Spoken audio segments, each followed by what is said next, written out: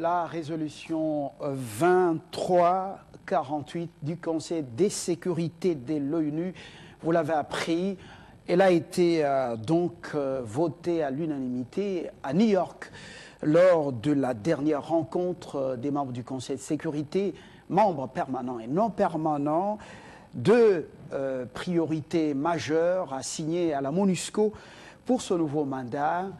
Au-delà, justement, des désidérata rencontrés par les membres du Conseil de sécurité, justement, par rapport à la réduction des troupes et à la décision prise pour amener plus des troupes aguerries afin de protéger les civils et éliminer les groupes armés, nous allons voir cet autre rôle attribué à la MONUSCO en rapport avec le processus électoral et l'accord du 31 décembre 2016. Et l'actualité oblige, le chef de l'État consulte la classe politique et sociale pour trouver une issue à la crise qui secoue le pays. Pour parler de ça, Freddy Moulumba, bonsoir. Bonsoir, et puis Taylor Lubanga, bonsoir. Bonsoir. Les points forts de cet accord, si on peut commencer par là, de cette résolution. Oui, je pense qu'il y a deux éléments importants qu'il faut relever. D'abord, on a réduit le nombre de casques bleus. Selon le document, c'est 3600 casques bleus de moins. Et en dehors de documents, en dehors de ce qui se passe concernant l'accord du 31 décembre, il faut dire ceci, cet accord, donc, la résolution n'impose pas la mise en application de l'accord. Je pense qu'il y a une phrase que je pourrais quand même lire parce que oui, les drames ici est que très souvent les gens parlent, mais trop peu de gens lisent. La résolution est là, elle est très claire. Je pense point 2, oui, point 2, ils disent réaffirme sa volonté d'appuyer pleinement la mise en œuvre de l'accord du 31 décembre 2016 et rappelle qu'une mise en œuvre effective, rapide et opportune de cet accord est essentielle à un processus crédible et à la paix et à la stabilité de la RDC. Je pense que ce sont des mots français. Des mots français avec un peu de diplomatie, parce que certains analysent, certains estiment que oui, la MONUSCO maintenant a reçu mandat de faire appliquer de manière contraignante l'accord du 31 décembre. C'est ce que j'ai dit, c'est ça l'erreur. Nous sommes dans un pays où n'importe qui se permet d'interpréter des textes. Moi, j'avais pensé que, compte tenu de la situation qui est difficile, il fallait que, pour les journalistes, nos journalistes, qu'on fasse appel à des spécialistes en matière de droit international pour analyser. Normalement, on devrait avoir un grand débat sur le plateau de télévision. Des articles publiés dans des journaux. Mais curieusement, il n'y a rien. Maintenant, c'est quelqu'un qui se réveille le matin. Ah, on a dit, cette fois-ci, donc la résolution est devenue contraignante, impose un peu l'accord du 31 décembre, ce qui n'est pas vrai. Il y a aussi un autre élément qu'il faut ajouter. Je pense qu'ici, on disait que la légitimité des institutions viennent de l'accord du 31 décembre, selon certaines personnes, ce qui n'est pas vrai. Même dans l'accord, très clairement, dans la résolution, très clairement, on dit qu'il faut... cet accord peut permettre d'appuyer la légitimité des institutions de la transition. On dit d'appuyer. Ce n'est pas dire qu'on a écarté comment on appelle ça, la Constitution. Maintenant, c'est l'accord qui prend le dessus. Mais de préférence, je préfère que la plupart des journalistes fassent un effort pour voir les spécialistes en matière et les interroger. Comme ça, ils peuvent expliquer à notre peuple ce qui se passe réellement. Ce n'est pas un politicien de prendre les documents, de l'interpréter. Il va donner une tendance, une orientation, selon ses propres intérêts. D'où la confusion. Vous l'avez toujours déploré que nous sommes au stade, depuis la disparition de Tshisekedi, tout le monde fait la course à la recherche de ce qui doit convenir pour son ventre. Vous avez toujours déploré une élite des jouissances. Oui, je pense aussi qu'avec la situation qui passe actuellement, il faudrait que les Congolais tous tous les patriotes, que ce soit les patriotes qui sont dans l'opposition, des patriotes qui sont dans la majorité, se mettent ensemble pour sauver le pays. Parce que ce qui se passe ici, c'est la recolonisation du Congo si on ne fait pas attention. C'est déjà arrivé en Côte d'Ivoire. Vous savez, il passe un moment très difficile. Il faut de l'autre côté qu'on tire les leçons de ce qui s'est passé en Côte d'Ivoire, mais aussi de tirer les leçons de notre passé, notre histoire, pour éviter que les pires nous arrivent. Taylor Lubanga, vous avez lu la résolution 2348? Oui, je l'ai lu, cher ami. Alors, concernant exactement ce volet de... quel rôle, finalement, le Conseil de sécurité attribue ou confie à la MONUSCO dans l'application de l'accord du 31 décembre 2016? Merci Fabien pour la question. Je suis d'abord énervé par une forme d'immixtion de la communauté des États, donc l'ONU, dans la gestion des affaires congolaises, gestion interne des affaires congolaises. J'ai cru savoir que la MONUSCO, je veux dire l'organe onusien d'accompagnement pour les raisons de paix, devrait se limiter à cet accompagnement-là et ne pas étendre son champ d'application dans un quelconque appui d'un accord politique interne. Encore que cet accord politique interne ne pose pas les problèmes de son application. Les conseils de sécurité, vous opposez même à un simple accompagnement? Non, mais j'ai dit non. Pour quelle matière? Il faut savoir quelles sont les matières qui relèvent de la compétence d'appuyement. Autrement dit, est-ce que sommes-nous dans une administration faillie qui requiert de la part des observateurs internationaux un quelconque appui?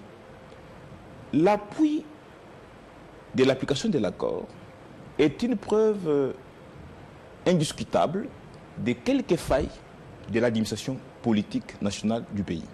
Voilà pourquoi je n'accepte pas que la MONUSCO, au-delà des missions de paix ou d'imposition de la paix, toutes les fois qu'il y a rupture de la paix, élargisse, étende son champ d'application aux activités politiques intérieures. Parce que l'accord du 31 décembre 2016 est un accord politique national signé par les Congolais pour mettre fin à une question politique précise que beaucoup de gens ignorent. L'on doit pouvoir annoncer et dire à tout le monde que l'accord du 31 décembre 2016 n'est pas un accord politique au sens global de l'expression. C'est un accord signé et conclu parce que tout simplement, les Congolais voulaient avoir tous des garanties sur l'organisation alors rapide d'un processus électoral. C'est vrai qu'on a pensé que ce processus électoral, pour qu'il soit crédible, il faut que l'opposition participe, tout au moins dans une phase décisionnelle. Non, mais pas inclusif. C'est pour la transparence du processus. Il n'avait jamais été question, lors de revendications de Tshisekedi par le passé, d'une quelconque collégitimité. C'est comme si l'accord apporte la notion de collégitimité des institutions. Ça, ce n'est pas normal. C'est une fraude politique. Si vous vous en tenez aux revendications passéistes de l'opposition, qu'il s'agisse du rassemblement, de l'UNC ou des autres partis politiques, il n'avait jamais été question de demander au président Kabila de redevenir légitime au travers d'un accord politique. Il est donc question ici du 19 décembre, du 9 novembre, toutes les dates qu'on connaît. L'idée était simplement d'inviter, de rappeler des responsabilités du gouvernement de Kinshasa, donc le gouvernement légitime, à organiser les élections dans le délai constitutionnel. Et c'est le déficit de cette organisation, dû aux raisons que tout le monde aujourd'hui a reconnu, les cas de force majeure, qu'on est allé signer l'accord du 18 octobre à celle de l'OIA, au Kandiati, et aujourd'hui l'accord de la Saint-Sylvestre, ici à côté, au centre interdiocésain. L'idée fondamentale, je veux dire la finalité de ces accords, de ces arrangements, était d'arriver à une sorte de convenance sur une date qui puisse être acceptée par tous, à même d'organiser des élections qui soient crédibles. Je vais en venir, s'il te plaît, excusez-moi une seconde.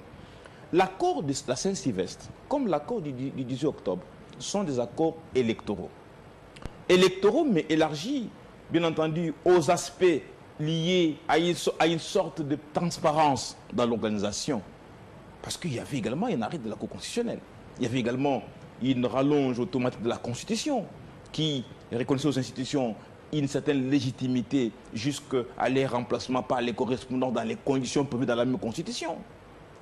Le débat n'était pas un débat aujourd'hui de penser que l'accord de la Saint-Sylvestre devenait un acte fondateur de l'État, un acte régulateur des questions politiques et sociales du pays.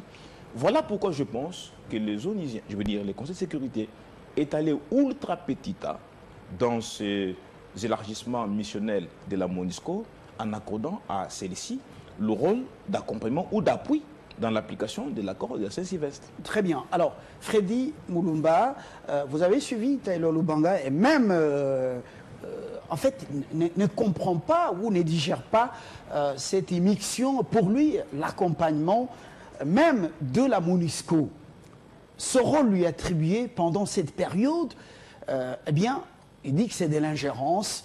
Je ne voudrais pas que nous puissions nous appesantir là-dessus. J'en reviens à ce que vous avez appelé un néocolonialisme mental. Est-ce que c'est seulement maintenant que vous réalisez qu'on est sous tutelle ou vous l'avez réalisé depuis longtemps? Non, je pense qu'il y a un problème dans notre pays. Notre élite intellectuelle, tout comme la majorité, tout comme politique, ce sont des élites aliénées. Et vous allez voir, quand un point se pose ici, on donne beaucoup d'importance à l'étranger. On a tendance à croire que l'étranger viendra résoudre nos problèmes. Quand vous voyez des pays tels que le Kenya qui a connu une crise, le poste électoral est très, très difficile, très dur, mais l'ONU n'est pas passée par là, même pas au Zimbabwe. Mais si nos élites, surtout politiques, vont chercher l'ONU, vont chercher les étrangers, ils n'ont même pas confiance entre elles. Ça prouve qu'il n'y a pas d'élite ici. Parce qu'il y avait des élites qui comprenaient au moins les véritables enjeux. Et si tout le monde travaillait pour le Congo, se mettre d'accord sur l'essentiel. À chaque moment qu'on a une crise, l'ONU, la communauté internationale. Or, que ce soit l'ONU, que ce soit la communauté internationale, ils ne viennent pas pour votre bien-être, pour votre démocratie. C'est pour des intérêts. Vous avez lu la résolution 2348. Quelque part, l'ONU, le Conseil de sécurité, semble poliment demander, avec injonction, la nomination du Premier ministre, sans délai. Est-ce que c'est votre lecture également? Non, mais à qui la faute? Tout le monde était aux Nations Unies pour demander à l'ONU d'intervenir. C'est la faute à notre élite.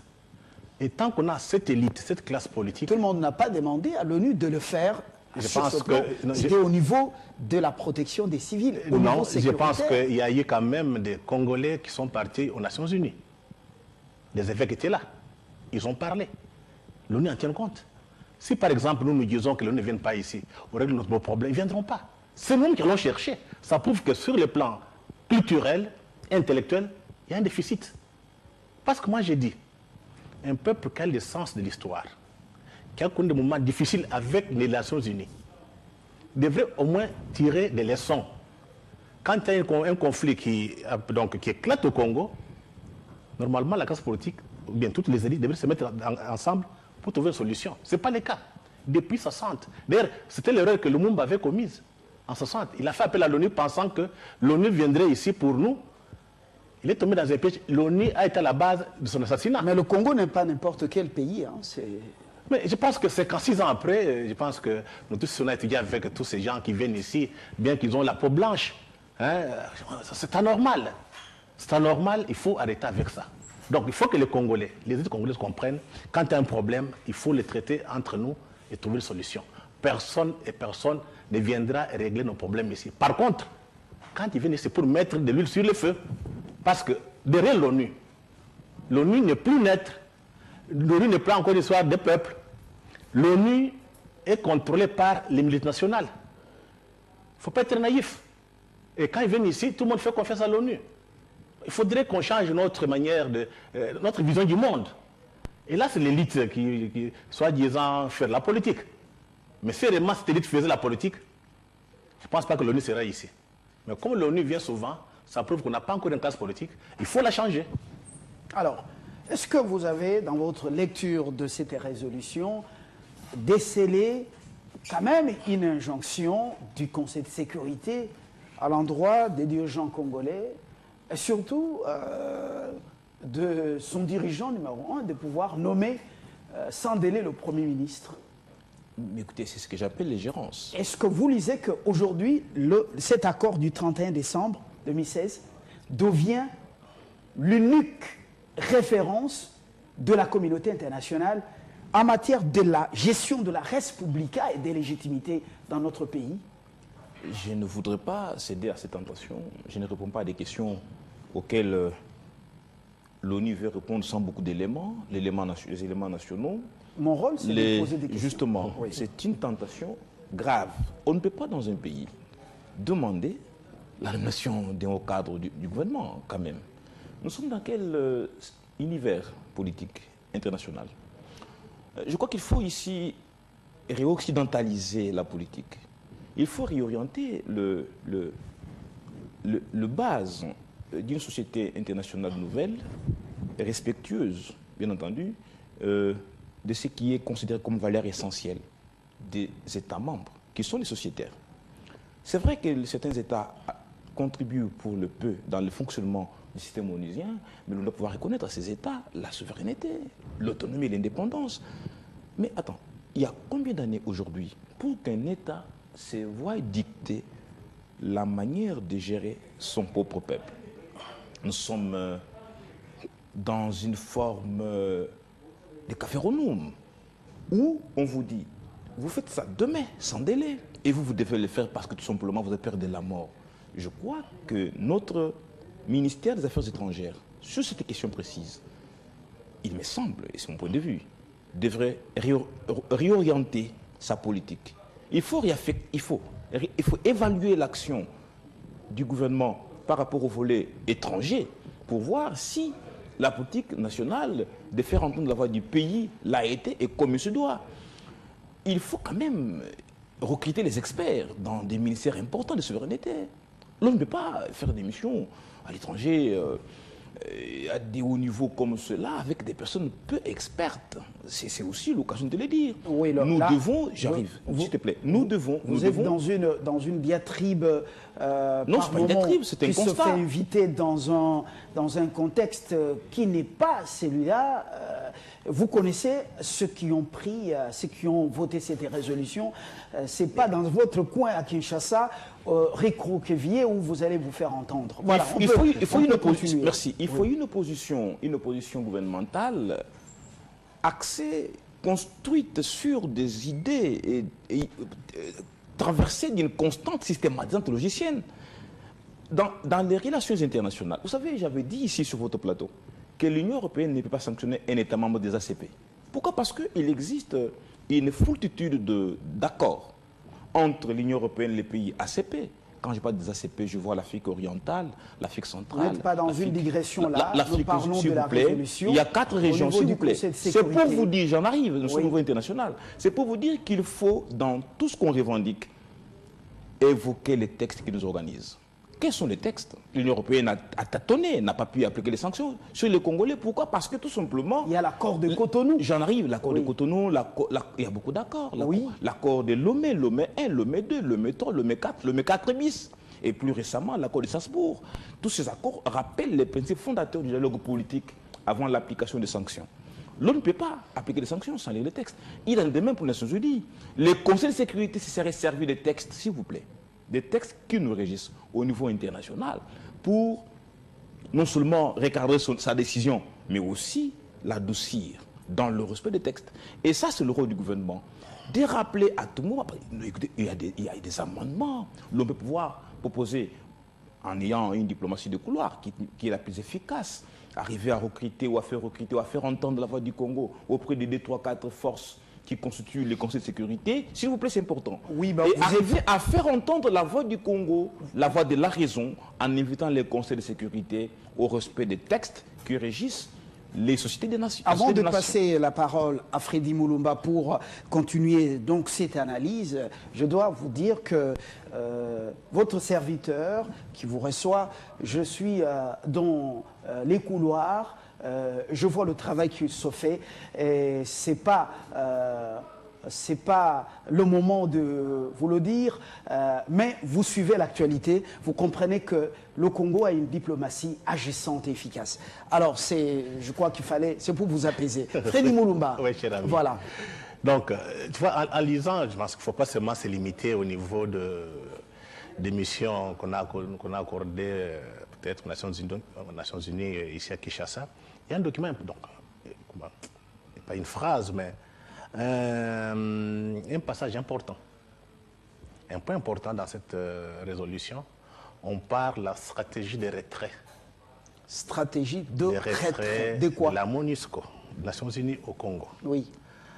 On pense que le gouvernement congolais va négocier avec les Nations Unies pour préparer, phase par phase, le retrait des troupes onusiennes chez nous. Mais quand vous regardez l'histoire des Nations Unies, la question qu'il faut se poser est la suivante. Ils vont se retirer comment et quand? Donc il faudrait que les Congolais décident la période où il faut faire 10 ou bien 5 ans pour que l'ONU se retire. Ça, c'est au niveau de modalités d'application ou de la mise en œuvre de la résolution elle-même. Ce qui est prévu dans la résolution. Stratégie de retrait. Stratégie de retrait. Donc il faut que les Congolais réfléchissent déjà. Ça va prendre combien de temps? Et ne pas oublier, là où l'ONU est passée, et quand il quitte, et quand elle part, elle laisse derrière elle des dégâts. D'abord, par rapport à notre histoire, l'ONU, l'ONUC, les Nations Unies au Congo, donc il était venu en 1960. l'ONUC, MONUSCO. MONUC, et puis MONUSCO, mais l'ONUC, en 1960, elle est partie quand Mobutu est parvenu à faire un coup d'État et mettre son pouvoir dictatorial en place. Et quand l'ONU, une dictature bien soutenue à Washington, oui, mais à l'Élysée, c'est pour que les gens comprennent que à Londres et dans de grandes capitales occidentales. Oui, c'est pour tirer les leçons. Qui a fait 32 ans, oui, avec des dégâts terribles. C'est pour tirer les leçons pour qu'on ne puisse pas tomber dans ces pièges. Donc il y a risque, avant que l'ONU parte, qu'il y ait un coup d'État. Est-ce qu'il n'y a pas aussi risque que le pouvoir en place soit soutenu jusqu'à faire un deuxième Mobutu, par exemple? Non, je ne pense pas. Au lieu de penser à un coup d'État. Je te parle de l'histoire. Si nous rappelons l'histoire, c'est pour éviter qu'elle se répète. Donc, on a permis, les Nations Unies ont permis à Mobutu de faire son coup d'État, et puis ils sont partis. Deuxième leçon de l'histoire qu'il faut tirer, c'est la Yougoslavie. L'ONU s'est retirée quand la Yougoslavie a implosé. Le seul pays qui a évité, c'est l'Angola. Quand l'Angola trouvait que l'ONU faisait n'importe quoi, on les a chassés. Et puis on a neutralisé Savimbi, la guerre était terminée. Donc c'est au Congo d'être très lucide et d'être très vigilant pour éviter que l'ONU, en partant, que le Congo implose, ce qu'on peut appeler la balkanisation. Donc il faut être très éveillé. C'est le moment où je pense qu'au niveau des universités, qu'il y ait des débats. Mais malheureusement, dans ces universités, c'est la vente des syllabus, c'est un peu le combat pour accéder au décanat. Par exemple, à la tête de la faculté, c'est le combat pour être secrétaire général académique, c'est le combat pour être recteur, c'est le combat pour être secrétaire académique en charge de l'enseignement au niveau de la faculté. Alors finalement, là, on vous lance on vous renvoie le ballon dans votre camp. Quelle est votre réflexion? Aujourd'hui, au lieu de la réflexion, on devait réfléchir ça. Au contraire, c'est la recherche aussi des postes. Non, merci. L'université a des structures qui doivent être gérées. Postuler à un poste de commandement au sein d'une faculté, d'un département, d'une section, ce n'est pas un problème. C'est pour que ces structures universitaires soient gérées. Mais la question, elle est profonde. Comment faire pour éviter les dégâts qui surviendraient à la suite de la probable décision de retrait définitif des Nations Unies au Congo? Est-ce qu'il ne faudrait-il pas ici réfléchir sur le mécanisme d'accompagnement lucide, bien pensé et bien planifié? Avant d'y arriver, les troupes, donc les rebelles sud-soudanais, l'ONU les amène chez nous. Il n'y a aucune solution jusque-là. Est-ce qu'il y a volonté du retrait définitif? Non, mais écoutez, le retrait définitif veut dire la mise en retraite de beaucoup de personnes. ou beaucoup de personnes internationales. Ne vous en faites pas, lorsqu'on vous dit que l'ONU s'est arrêtée, c'est que beaucoup de personnes vont en retraite. Et elles deviennent le danger de l'ONU et de leurs États. Je ne vois pas l'ONU accepter que ces gens qui travaillent, les hauts fonctionnaires, qui pour la plupart sont des gendres, des cousins de ceux qui décident au niveau international, que ceux-là qui décident acceptent de mettre fin à leur carrière, qui sont des carrières très payantes, comme vous devez le savoir. Mais le problème ici, c'est qu'il faut ici que le Congo se ressaisisse et comprenne que les enjeux internationaux sont d'abord les enjeux locaux. C'est lorsque l'intérêt du Congo est là que l'on sait bien accompagner la décision des Nations Unies. Moi, je voudrais, et c'est mon point de vue, que la résolution 2348 fasse objet des amendements de la part du Congo. Il n'est pas tard. L'on doit pouvoir mettre en place une cellule d'études et de réflexion sur les dépassements actentiels de l'organe suprême des États, Conseil de sécurité, qui devrait arriver à recadrer par les amendements, les réflexions, cette résolution qui peut être révisée en une forme d'amendement. Maintenant, parce qu'il faut maintenant parler des missions de l'ONU, il y en a deux. La mission de protéger les civils, contre qui? Contre qui?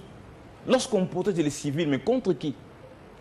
Je ne pense pas qu'on peut parler des civils dans les contextes qui sont les nôtres, des civils qui, par moments, sont eux-mêmes des civils provocateurs. C'est un crime. Est-ce, doit-on pouvoir ici admettre que la MONUSCO a toute le foi que les civils délinquants se permettraient de violences graves et qu'ils seraient à la poursuite des forces de l'ordre pour leur internement et jugement, que la MONUSCO s'interpose? Dans une certaine mesure, oui, par rapport à la résolution. Pour vous, la MONUSCO doit laisser faire parce non, ne doit pas laisser parce faire. que ce sont des civils délinquants. Non, non, la MONUSCO ne doit pas laisser faire. La MONUSCO doit ici bien jauger, mesurer son rôle interventionniste, toutes les fois qu'il s'agit de parler des civils et de quels civils doit-il s'agir. Alors là, je suis en train de penser à beaucoup de scénarios qui seront légitimés par cette résolution qui est dangereuse. Voilà pourquoi j'ai dit qu'il faut rapidement la combattre. Et au besoin proposer des amendements additionnels pour ici arriver à sauvegarder la souveraineté et l'indépendance du Congo. Pourquoi? Parce que pareille résolution est une forme du protectorat. Un peu plus rapidement, est-ce que la souveraineté de la RDC est mise à mal, est-elle menacée par cette résolution? Honnêtement, vous faites une lecture apprivoisée de ce texte, vous l'avez faite. Est-ce que vraiment vous partagez ce qu'il dit? Oui, je pense que moi, je ne pourrais pas faire une lecture juridique. Oui. Je pourrais faire une lecture un peu politique. Oui. Mais ce qu'il faut reconnaître, que la manière dont la résolution 2348 est faite, c'est une façon de s'ingérer dans la politique interne du Congo. Donc, on n'est plus souverain. Moi, je pense que la souveraineté, c'est nous-mêmes qui devons la chercher et nous imposer. Mais quand vous passez tout le temps dans les ambassades, quand vous faites quelque chose, vous faites un rapport aux étrangers, qu'est-ce que vous voulez? Allez en Angola aujourd'hui. Je pense que l'Angola, c'est à côté. Quand il y a des problèmes, jamais on fait référence à l'étranger. Mais le problème est que le Congo, l'élite congolaise, est toujours aliénée, reste toujours aliénée. Donc le travail à faire ici, ce n'est pas accuser les autres. C'est désaliéner les élites congolaises très rapidement. Mais tant que cette élite est aliénée, et je pense toujours que les solutions viendront de l'extérieur, en tout cas, on fera 1000 ans dans ces conditions. Nous serons toujours sous tutelle ou bien sous domination de l'extérieur. Mais la difficulté, j'ai dit, c'est aussi la presse. Je vois les traitements d'information. Quand vous suivez un peu, vous lisez nos journaux. Ah, on a peut-être sanctions, tout le monde est d'accord. Ah, c'est bon maintenant, parce que contre le gouvernement. Quelle image on projette à l'extérieur sur notre classe politique, sur notre pays? Ce qui approuve, ce n'est pas parce qu'ils considèrent qu'il y en a qui bouffent et ils ne bouffent pas. Il y en a qui bouffent, il y en a qui dorment affamés. Est-ce que c'est pas... Non, je ne pense pas comme ça. C'est pas ça le réflexe immédiat. Non, quand on est journaliste, on doit faire son travail. Non, on parle de ceux qui se réjouissent. Non, surtout la presse, moi je parle de la presse. La presse doit faire un grand effort pour faire la part des choses entre les commentaires et l'information. Quand vous voulez faire des commentaires, des analyses, qu'on fasse appel aux spécialistes en matière, qu'on vienne expliquer, quand vous lisez un tel texte, qu'est-ce qui se cache derrière. Malheureusement, notre presse est à côté de la plaque. D'ailleurs, elle est très contente quand on pense qu'on va nous mettre sous tutelle. Ça prouve que la presse, tout comme l'élite politique, est aliénée. Donc le travail à faire, c'est libérer l'imaginaire de l'élite congolaise, d'avoir des hommes solides, des hommes fiers d'eux-mêmes, des gens qui pensent que personne ne peut les dominer, personne ne peut les commander. Mais malheureusement, on a une culture d'esclaves, de penser toujours les maîtres est là et va nous protéger. Donc le travail à faire, moi je ne suis pas contre les autres, c'est à nous. Parce que aujourd'hui la classe politique décide. Nos problèmes, on les traite entre nous. Il n'y aura pas d'ONU. Quand la classe politique décide, au lieu d'aller à Genval, faire vos trucs là de quoi encore de... Pourquoi vous dites vos trucs? C'est pas trop fort. Non. Vous êtes allé à l'interdiocésain, vous étiez entre vous, Congolais. Qu'est-ce que vous avez donné offert comme spectacle au peuple? Mais est-ce que c'était... Intellectuel, instruit, politique ou non? Voilà. Il faut aller au-delà de l'image. Société civilement politique. Non, il faut aller au-delà de l'image. Au centre interdiocésain, il y avait un homme, que vous connaissez très bien, l'américain Pierrello, qui passait là-bas. C'est un peu fait du hasard. Tout ici est fait pour avoir le contrôle sur le Congo. Le Congo, c'est un enjeu géopolitique, un enjeu économique important pour les autres. Mais l'élite congolaise n'est même pas consciente. C'est ça le fond du problème. Quand il y a un petit problème, l'ambassade américaine a parlé, l'ambassade française a parlé. C'est du jamais vu. On va grandir quand? La plupart des ambassadeurs, là, bien entendu, ils représentent leurs États. Mais ce sont les jeunes gens. Tu vois quelqu'un qui a 70 ans, non, j'étais avec l'ambassade, il m'a dit ça. Ça prouve que l'élite est aliénée, mais il faut la changer. L'actualité, c'est aussi ces consultations amorcées par le président Kabila. Déjà, c'est le clou aujourd'hui. Mercredi, sauf changement des dernières minutes, il devra s'adresser à la nation à travers les deux chambres réunies en congrès. Alors, qu'est-ce que, en termes d'analyse prospective, anticipative, qu'est-ce que le président de la République, après avoir écouté les politiques et les acteurs de la société civile, qu'est-ce qu'il pourrait dire au peuple en termes de dénouement de cette crise? Donc je pense que le président de la République était dans son rôle des consultations pour asseoir ses idées qui doivent être communiquées aux Congolais en tenant compte du point de vue des uns des autres. C'est ça la démocratie. Mais je pense que le président de la République aujourd'hui, aucun Congolais ne peut louper l'occasion de voir dans les chefs de l'État un homme de solutions aux problèmes. Un homme humble qui a accepté de consulter tout le monde, qu'on a vu défiler dans ses bureaux, pour essayer de les écouter et de prendre une décision ou des décisions qui vont plaire à tout le monde. Et donc, améliorer la destinée du Congolais. Mais je crois qu'aujourd'hui, les Congolais ont aussi besoin d'autre chose, c'est la décision. Il faut des décisions maintenant, et de fortes décisions, qui vont, une fois être prononcées, permettre à la crise de se dénouer rapidement. Moi, je crois en la capacité imaginaire, en la sagesse du président de la République, qu'il pourra encore faire voir encore une fois de plus, en se dépassant et en prenant des mesures qui soient des mesures fortes, cette fois-ci, et qui vont permettre aux uns aux autres de revenir chacun selon son poids politique, de jouer le rôle qui doit être le sien dans cette, je veux dire, situation politique qui devient confuse. Pourquoi? Parce que l'on ne peut pas aujourd'hui, en politique, penser que la solution c'est les autres et que les problèmes c'est les uns. Chacun de nous, comme disait Philippe Ayat, a une responsabilité et la politique, c'est le collectivisme solutionnel. L'on ne peut pas penser que nous sommes des téléspectateurs, nous sommes des observateurs. Chaque acteur politique qui a décidé de l'être doit accepter et aller vers les solutions. Et le président de la République aujourd'hui, je pense qu'il n'est pas attendu sur un discours. Il est attendu sur des mesures. Il les prendra parce qu'il a consulté la classe politique et la société que vous avez appelée vous-même civilement politique. Demain, on est société pas dans civile. Mon piège, non, tu as raison, parce que la société civile congolaise, parfois, elle vient de réfléchir. La société civilement politique. Quand ce que tu dis est cohérent, on l'accepte. Tu es un journaliste patenté. Aujourd'hui, on reconnaît en toi la capacité d'un analyste qu'il faut. Je ne tombe pas sur les charmes comme ça de compliments. Et donc, il faut reconnaître en toi quelqu'un qui, aujourd'hui, dans la presse, a une certaine renommée, à sa place. Dans la structuration, dans la hiérarchisation des hommes et femmes qui rendent service d'information.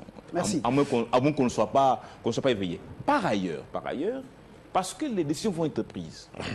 Il ne fallait pas que ceux qui pensent rester à la maison trouveront de réponses à la maison. La politique, c'est l'art du présent.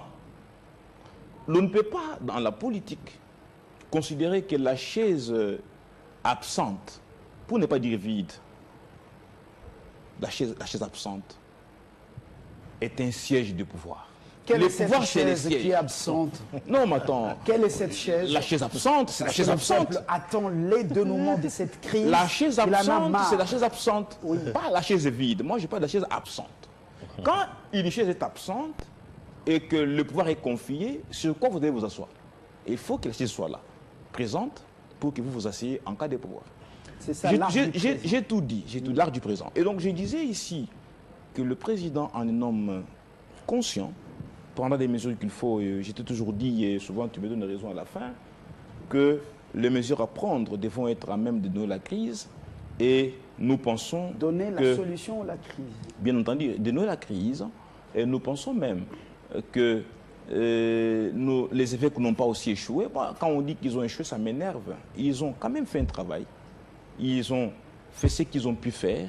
Et le reste du travail ne pouvait qu'être fait par la personne qui, dans la Constitution, dispose du pouvoir de le faire. Alors, et ce, le président l'applique en leader de la République, en détenteur de leadership politique, devrait arriver justement à faire sa part, et c'est ce qu'il est en train de faire. Je pense que nous sommes dans la normalité des choses, mais l'on ne doit pas à un seul instant penser que l'accord politique signé est un accord de gestion de légitimité. C'est plutôt un accord d'un consensus électoral au fin de donner ou d'arriver à une date commune à tout le monde, la date à laquelle les élections devraient s'organiser, point barre. Voilà. On ne doit pas nous amener des légitimités sur des accords dans un pays où il y a une constitution. Alors Freddy Mulumba, demain, sauf changement des dernières minutes, Joseph Kabila pourrait parler ou pourra donc s'annoncer, se prononcer ou parler au peuple congolais à travers les élus du Sénat et de l'Assemblée nationale. Comment, vous, en tant que journaliste aguerri, vous avez toujours annoncé dans la Renaissance africaine, par moments, des grands bouleversements avant même leur avènement. Qu'est-ce que Joseph Kabila va dire? Démission d'Ebadi Banga et son gouvernement, nomination d'une personnalité du Rassemblement, également dénouement autour de la personnalité dite consensuelle à la tête du CNSA. Je pense que notre peuple attend autre chose. Quoi? La situation que nous traversons, c'est une situation très difficile. Aller à la cité. Je pense qu'aujourd'hui, on attend que les enfants aillent à l'école. On attend que les gens soient payés. Donc si demain, le président veut parler, c'est lui qui a le pouvoir, il faudrait au moins nettoyer la classe politique. Je vois très mal les mêmes personnes qui reviennent depuis Mobutu jusqu'à aujourd'hui, qui laissent la place aux autres. Ça, c'est un. Et de deux, il faudrait au moins que ceux qui vont gérer demain respectent les biens publics. Il y a un problème je dirais un peu d'une crise qui touche toute notre société. Il ne faut pas seulement voir les hommes politiques. Notre société est en crise. Parce qu'il suffit, et quand tu es ministre, tu vois de l'argent de l'État, quand tu arrives dans ton village, les gens sont contents. Tu vois? Il n'y a pas que des ministres. En fait, tous les ministres ne volent pas. Il y a aussi l'administration qui est infectée, qui est une sorte de lac infecté d'écaillements. Donc, c'est l'exemple que je donne. Quand quelqu'un détruit l'argent, il vient dans son propre village, tout le monde est content. Ça signifie qu'ils ont une autre image de l'État. Donc, il faut travailler par tous les moyens pour que ceux qui accèdent au poste ministériel, même au niveau de l'administration, travaillent pour le peuple. Comme ça, le peuple se sentira beaucoup plus sécurisé. C'est aussi la conscience de l'élite. On n'est pas élite pour soi-même. Mais il y a déjà les règles du jeu. Non, il n'y a pas de règles. Il doit sortir du rassemblement.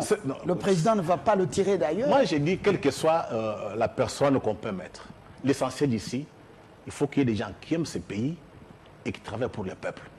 Les jours où la population va manger et boire, beaucoup de policiers vont disparaître. Parce que vous allez voir, ça fait 20 ans, depuis Mobutu jusqu'à aujourd'hui. Les mêmes personnes, même discussions, démocratie, alternance, bonne gouvernance.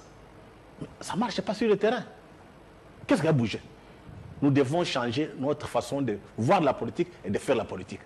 Je pense qu'aujourd'hui, si on peut changer notre classe politique à 80%, on peut garder au moins 20% des sages et mettre d'autres personnes, je pense que ça va changer. Et demain, notre peuple sera bien vivre. Et c'est ça que je voudrais expliquer. C'est capital. Parce que si on prend les mêmes, on les met, ils vont manger, il n'y aura rien. Il faut mettre des critères, au moins. C'est vrai, vous êtes président du parti politique. Cette fois-ci, laissez la place à quelqu'un d'autre. Des jeunes gens qui sont compétents, qui peuvent travailler. Mais ça, c'est la bonne volonté, la conscience de la classe, des élites politiques. Les mais chez nous, tu trouves quelqu'un. Est-ce que les compétences seules suffisent? Je ne dis pas de compétences. Je dis qu'il faut changer la classe politique. Parce qu'aujourd'hui, vous verrez quelqu'un qui a 70 ans. Quand il y a négociation, il est toujours devant pour qu'on le mette lui-même. Et les jeunes gens qui émergent, qui montent, seront où? Il faut que les gens apprennent, quand on a atteint un tel âge, on devient sage. On dit quand il y a un problème, on vient voir à la maison. Maintenant, et les sages, et les jeunes, tous sont en action. Quand il y a une difficulté, il y a une crise, qui va conseiller qui? Ça pose un problème. Alors, M. Lubanga, vous avez suivi Freddy Mulumba. Il y a aujourd'hui ce dilemme. Le président connaît les gens qui passent par chez lui, qui lui parlent. Il a eu le temps de les connaître. Beaucoup sont versatiles et inconstants. Le matin, il l'insulte. À midi, il lui envoie un message. Le soir, il cherche à le rencontrer. Voilà. On est dans ce décor-là, des gens bien instruits, avec des diplômes, des doctorats, je ne m'attaque pas à vous, des gens qui ont des problèmes de moralité. Alors, Joseph Kabila devant un choix difficile ou facile? Bon, malheureusement, le choix est orienté. Dans l'accord, il est prévu des répartitions ministérielles. Le président de la République ne pourra pas lui seul tout changer aujourd'hui dans une configuration devenue presque imposée. Parce que les castes qui sont de l'opposition non signataire, société civile signataire, rassemblement X, rassemblement Y, il y a déjà là un problème. Rassemblement Z. Mais ma foi, voilà. on est dans tout ça, dans cette mosaïque, dans cette nébuleuse. Et par ailleurs, la question est fondamentale, le changement du mental, le paradigme applicationnel de la politique considérée ici comme solution au problème de nombreux parmi nous, de nombreux d'entre nous, ou de tout le monde.